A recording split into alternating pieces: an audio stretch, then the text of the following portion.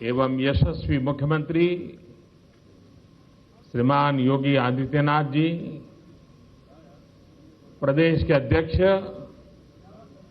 और अब मंत्रिपरिषद के मेरे साथी डॉक्टर महेंद्र नाथ पांडे जी, मंच पर उपस्थित अन्य महानुभाव और मेरे प्रिय भाइयों और बहनों,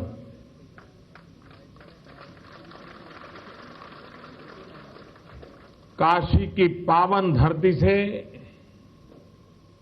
देश भर में भारतीय जनता पार्टी के हर समर्पित कार्यकर्ता, हर सदस्य का मैं अभिवादन करता हूं। आज मुझे काशी से भारतीय जनता पार्टी के सदस्यता अभियान को आरंभ करने का अवसर मिला है। हमारे प्रेरणा पुंज डॉक्टर श्यामा प्रसाद मुखर्जी की जयंती के अवसर पर इस कार्यक्रम का शुभारंभ होना सोने में सुहागा है। उनके सपनों को जयंती के अवसर पर इस कार्यक्रम का शुभारंभ होना सोने में सुहागा है। उनके सपनों को हम पूरा कर सके, इस आशा के साथ डॉक्टर श्यामा प्रसाद मुखर्जी को मैं आदरपूर्वक नमन करता हूं, श्रद्धांजलि देता हूं। और ये भी संयोग है कि ये भवन पंडित दीनदयाल उपाध्याय जी के नाम पर है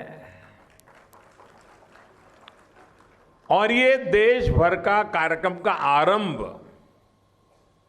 ये कार्यक्रम अमरत्व प्राप्त हमारी काशी में हो रहा है।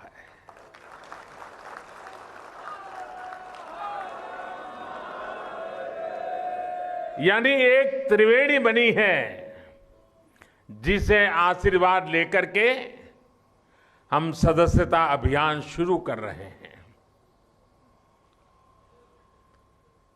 काशी के आप सभी कार्यकर्ताओं, देश भर के कार्यकर्ताओं को एक सफल सदस्यता अभियान के लिए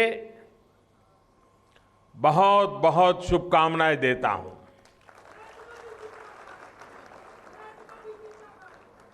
अब से कुछ देर पहले मुझे एयरपोर्ट पर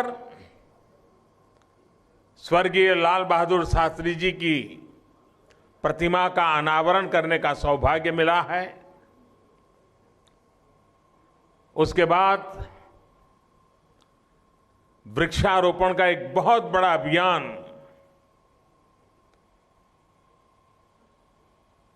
आदरणीय योगी जी के नेतृत्व में आज आरंभ हुआ है। उस पवित्र कार्य का भी मैं हिस्सा बना।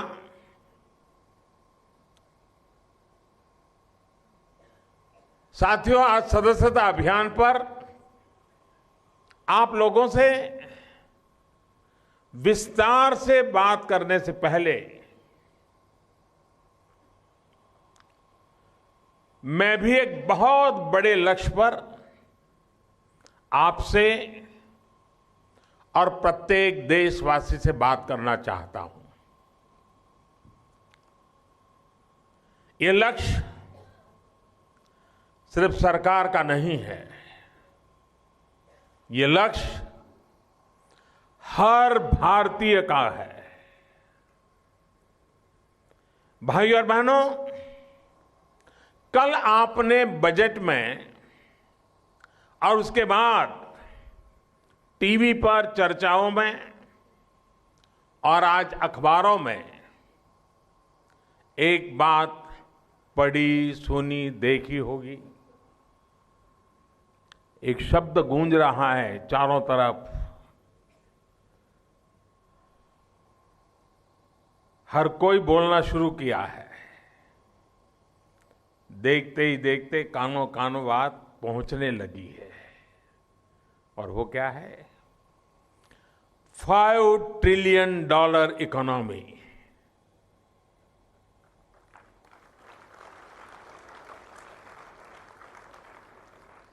आखिर $5 ट्रिलियन इकोनॉमी के लक्ष्य का मतलब क्या है?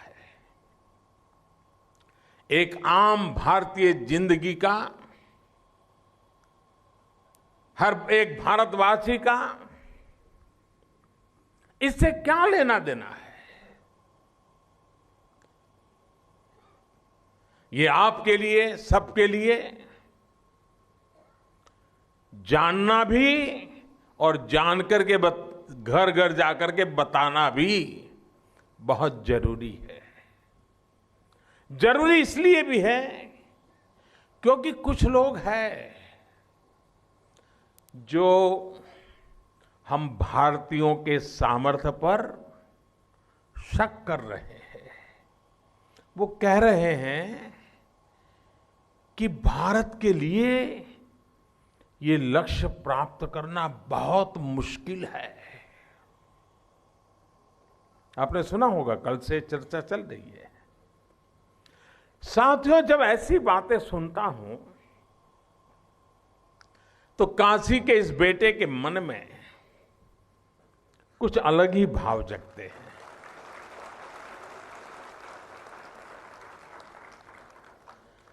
आशा निराशा में उलझे लोगों तक मैं अपने मन के भाव पहुंचाना चाहता हूं।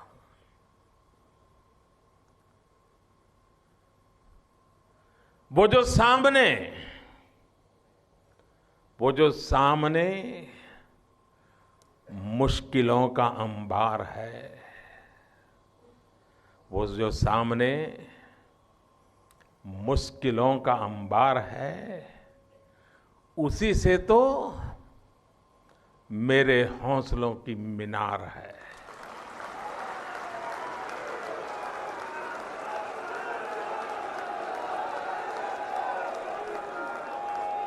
उसी से तो मेरे हौसलों की मीनार है।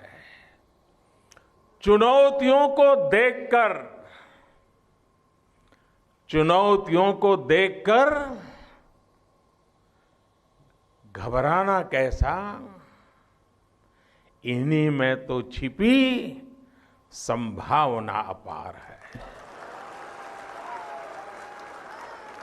चुनौतियों को देखकर घबराना कैसा, इन्हीं में तो छिपी संभावना अपार है। विकास के यज्ञ में परिश्रम की महक है। यही तो मां भारती का अनुपम श्रृंगार है। विकास के यज्ञ में परिश्रम की महक है। यही तो मां भारती का अनुपम श्रृंगार है। गरीब अमीर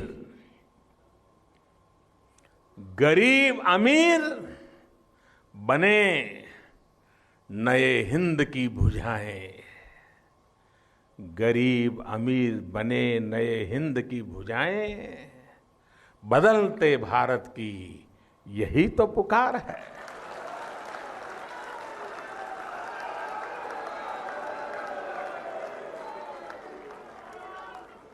देश पहले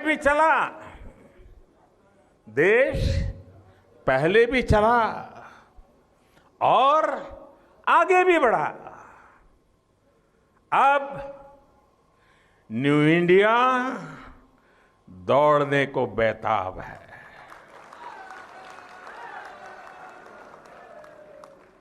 दौड़ना ही तो न्यू इंडिया का सरोकार है। तो साथियों, बात होगी हौसले की, नई संभावनाओं की, विकास के यज्ञ की, मां भारती की सेवा की और न्यू इंडिया के सपने की। ये सपने बहुत हद तक जुड़े हुए हैं $5 ट्रिलियन इकोनॉमी के लक्ष्य से। साथियों, 5 ट्रिलियन का मतलब होता है $5 लाख करोड़।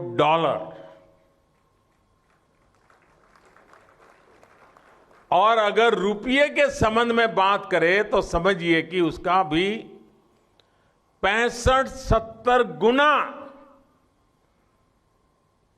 दूसरे शब्दों में कहें तो आज हमारी अर्थव्यवस्था का जो आकार है उसका लगभग 2 गुना। आप सोच रहे होंगे कि कार्यकर्ता सम्मेलन में कहां मैं अर्थशास्त्र की इतनी गूढ़ बातें क्यों करने लग गया। देखिए दोस्तों, मैं खुद भी कोई अर्थशास्त्री नहीं हूं, मुझे अर्थशास्त्र का अ भी नहीं आता है, लेकिन सच्चाई यही है कि आज जिस लक्ष्य की मैं आपसे बात कर रहा हूं वो आपको नए सिरे से सोचने के लिए मजबूर करेगा। नया लक्ष्य, नया उत्साह भरेगा, नए संकल्प, नए सपने लेकर हम आगे बढ़ेंगे और यही मुसीबतों से मुक्ति का मार्ग है। साथियों, अंग्रेजी में एक कहावत होती है कि size of the cake matters, यानी जितना बड़ा केक होगा उसका उतना ही बड़ा हिस्सा लोगों के नसीब होगा, लोगों को मिलेगा। और इसलिए हमने भारत की अर्थव्यवस्था को $5 ट्रिलियन की अर्थव्यवस्था ये बनाने का लक्ष्य तय किया है, उस पर जोर दिया है। अर्थव्यवस्था की साइज और आकार जितना बड़ा होगा, स्वाभाविक रूप से देश की समृद्धि उतनी ही ज्यादा होगी। हमारे यहां गुजराती में कहावत है, मुझे पता नहीं हिंदी में क्या होगा। वो कहावत ऐसी है, अगर कुएं में है तो हवाड़े में आएगा। मतलब अगर कुआं भरा पड़ा है तो फिर छोटे अगर तालाब है वो तो उसमें पानी पहुंचेगा, खेत तक पहुंचेगा। अगर कुएं में नहीं होगा तो कहां पहुंचेगा। यही समृद्धि हर परिवार की, हर व्यक्ति की आय, आमदनी और जीवन स्तर में भी परिवर्तन लाती है। अब सीधी सी बात है कि परिवारों की आमदनी जितनी ज्यादा होगी, परिवार के सदस्यों की आमदनी उसी अनुपात में ज्यादा होगी और उनकी सुख सुविधाओं का स्तर भी उसी अनुपात में ऊंचा होगा। साथियों, आज जितने भी विकसित देश हैं उनमें ज्यादातर के इतिहास को देखें तो एक समय में वहां भी प्रति व्यक्ति आय बहुत ज्यादा नहीं होती थी। लेकिन इन देशों के इतिहास में एक दौर ऐसा आया जब कुछ ही समय में प्रति व्यक्ति आय ने जबरदस्त छलांग लगाई। यही वो समय था जब वो देश विकासशील से विकसित यानी डेवलपिंग से डेवलप नेशन की श्रेणी में आ गए। भारत भी लंबा इंतजार नहीं कर सकता है दोस्तों। भाइयों बहनों, भारत भी ऐसा कर सकता है। और 21वीं सदी में आज जब भारत दुनिया का सबसे युवा देश है तो ये लक्ष्य भी मुश्किल नहीं है। साथियों, जब किसी भी देश में प्रति व्यक्ति आय बढ़ती है तो वो खरीद की क्षमता बढ़ाती है, खरीद की क्षमता बढ़ाती है तो डिमांड बढ़ाती है, मांग बढ़ाती है, डिमांड बढ़ती है तो सामान का उत्पादन बढ़ता है, सेवा का विस्तार होता है और इसी क्रम में रोजगार के नए अवसर बनते हैं। यही प्रति व्यक्ति आय में वृद्धि उस परिवार की बचत या सेविंग को भी बढ़ाती है। साथियों, जब तक हम कम आय, कम खर्च के चक्र में फंसे रहते हैं, तब तक ये स्थिति पानी बहुत मुश्किल होती है। और पता नहीं किसी न किसी कारण से हमारे दिल दिमाग में गरीबी एक वर्च्यू बन गया है। कभी हम सत्यनारायण कथा सुनते थे बचपन में, तो वहां शुरू क्या होता था? एक बेचारा गरीब ब्राह्मण, वहीं से शुरू होता था। यानी गरीबी में गर्व करना एक पता नहीं है कि हमारी मनोवैज्ञानिक अवस्था बन गई है। देश को उससे बाहर लाना चाहिए कि नहीं लाना चाहिए? बाहर निकलना चाहिए कि नहीं निकलना चाहिए? सपने बड़े देखने चाहिए कि नहीं देखने चाहिए? सपनों को पूरा करने के लिए संकल्प करना चाहिए कि नहीं करना चाहिए? संकल्प को सिद्ध करने के लिए जी जान से जुटना चाहिए कि नहीं जुटना चाहिए? पसीना बहाना चाहिए कि नहीं पसीना बहाना चाहिए? सिद्धि मिल सकती है कि नहीं मिल सकती है? और इसलिए कल जो बजट प्रस्तुत किया गया, उसमें आपने गौर किया होगा कि सरकार ने यह नहीं कहा कि इस मद में इतना पैसा डाला, इस मद में इतना डाल दिया, इतना खर्च यहां करेंगे, इतना खर्च वहां करेंगे। वो लिखित तो था, लेकिन बोलने के समय अलग से बात की। $5 ट्रिलियन इकोनॉमी के लक्ष्य को देश कैसे प्राप्त कर सकता है, इसकी एक दिशा बजट में हमने दिखाई है और उससे जुड़े फैसलों का ऐलान किया गया है। और देश को यह भी विश्वास किया गया है कि 5 साल एक सरकार एक कंटिन्यूटी में है। यह भी विश्वास दिया है कि आने वाले 10 साल के विजन के साथ हम मैदान में उतरे हैं।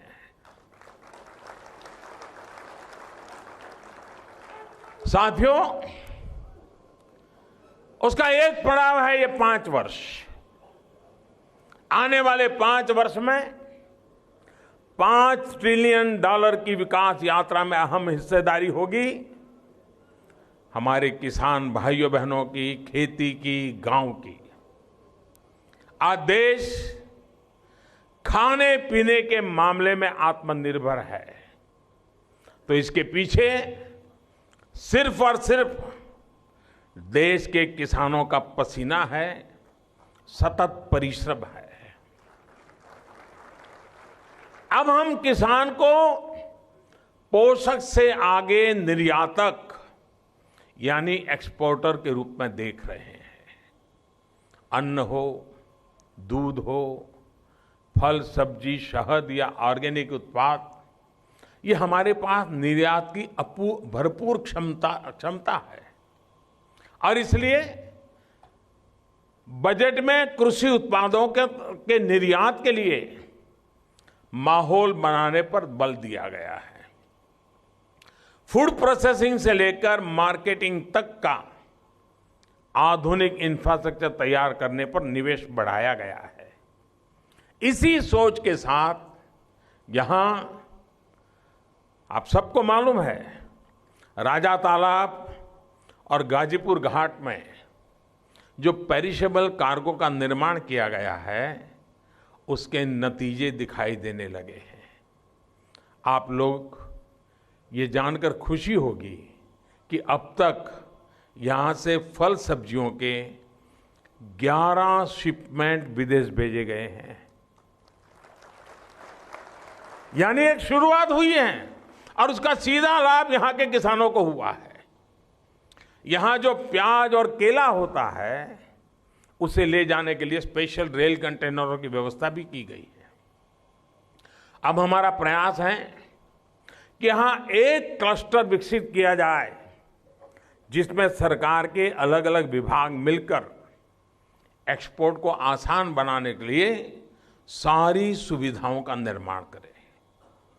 यहां जो बनास डेयरी की शुरुआत हमारे यहां की गई है, वो भी आज 6,000 किसानों से 11,000 लीटर से ज्यादा लीटर दूध इकट्ठा कर रही है।